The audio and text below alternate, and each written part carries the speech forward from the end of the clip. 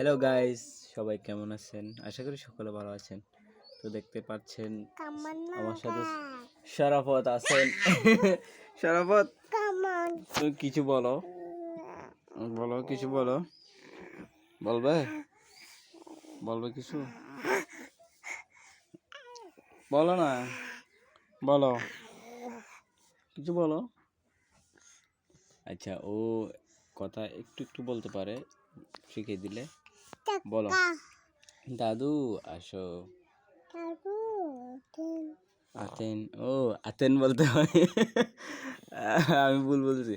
দাদু আতেন। ওয়াও, দেখছেন কত সুন্দর করে কথা বললে শরাফত। দাদু কি তুমি আমার গঞ্জিটা লম্বা করে ফেলতেছো, তাই হাত বের করো। কোথায় হাত ঢুকাইছে দেখছেন? ও গঞ্জির মধ্যে হাত ঢুকাইছে। দাদু আতেন। দাদু আসছে তো, দাদু আসছে, দেখো নাই? দাদু আসছে। তখন ওর দাদু ছিল না,